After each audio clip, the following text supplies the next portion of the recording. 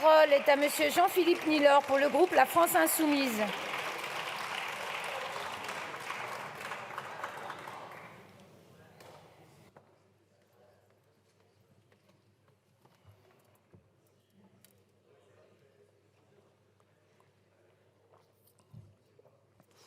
Madame la Présidente, Monsieur le Ministre, Madame la Rapporteure Générale, Monsieur le Rapporteur, chers collègues, 18 mois de privation de salaire, de droits et de dignité. 18 mois d'une violence institutionnelle inouïe, aveugle, génératrice d'exclusion sociale, de maltraitance des familles entières, de mise en déroute de professions de soins et de secours. 18 mois d'application sans pitié d'une loi attentatoire aux libertés fondamentales, aux droits humains les plus élémentaires, dont le droit du travail. Alors qu'une crise sanitaire inédite s'abattait sur le pays, les soignants luttaient tous les jours, vaille que vaille, au chevet de milliers de malades, dans des hôpitaux totalement démunis, à la limite de l'effondrement. Une situation qui atteint son paroxysme. Aujourd'hui encore, en France, on meurt sur des brancards, on meurt dans des couloirs, faute de soins, faute de soignants, faute de volonté politique. Des services d'urgence ferment, des soignants se sauvent, bref, c'est la débâcle. Notamment dans les territoires dits d'outre-mer, où, après les scandales de la chlordécone et des taux de sucre poison dans les aliments, les peuples ont eu leur raison de ne pas croire en la parole de l'État.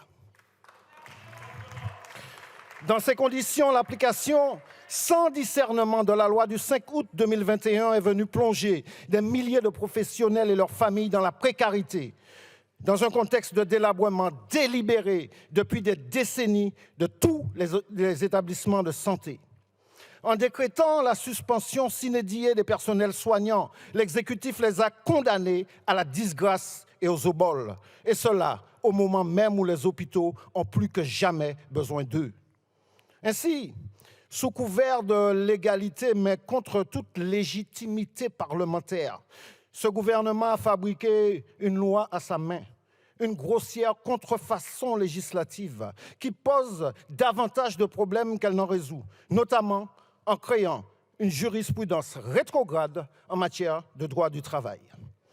Dorénavant, même en l'absence d'une faute professionnelle, de manquement, de violation des clauses substantielles du contrat de travail ou d'abandon de poste, des travailleurs peuvent être suspendus indéfiniment, sans salaire, sans droit, emmerdés jusqu'au bout, sous l'autorité d'un conseil scientifique opaque, téléguidé par des cabinets conseils prédateurs tels McKinsey.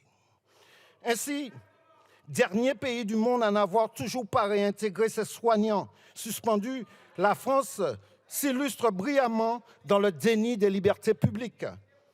Et en s'entêtant à maintenir, quoi qu'il en coûte, une loi désormais anachronique, la Macronie révèle aux yeux du monde son extrémisme radical. Probablement lassé par ses propres turpitudes et plus certainement encore par celles de son prédécesseur. Le ministre de la Santé vient d'annoncer de façon laconique la réintégration des soignants par décret. Amende honorable? Non. Plutôt une manœuvre dilatoire pour squeezer la représentation nationale. Car seul Jupiter décide du timing et est habilité à suspendre une loi pourtant votée à l'Assemblée nationale. Comble du paradoxe. Mais face à la rue qui gronde, Jupiter veut trouver des portes de sortie. Il allume des contre-feux encore et toujours. Une stratégie de diversion trompeuse par décret qui occulte soigneusement les conditions d'une bonne et saine réintégration et ne remet nullement en cause cette loi inique. Celle-ci pourra en effet être réactivée si besoin en totale violation des libertés individuelles et des prérogatives des parlementaires que nous sommes. De plus, La nature discriminante et ostracisante de votre dernière note d'instruction du 2 mai dernier ne laisse aucun doute sur votre intention de parachever votre œuvre de maltraitance à l'encontre de professionnels qui auront eu l'outrecuidance de résister depuis 18 mois, malgré le poids des lobbies pharmaceutiques et médiatiques, à votre injonction à l'injection. Il nous revient à nous, parlementaires, d'abroger purement et simplement et dès maintenant cette loi infâme qui a provoqué tant de souffrances et qui, notamment dans les Outre-mer, a exacerbé le sentiment de vivre en souffrance. Merci, monsieur le député. La parole est à madame Josiane Corneloup pour le groupe Les Républicains.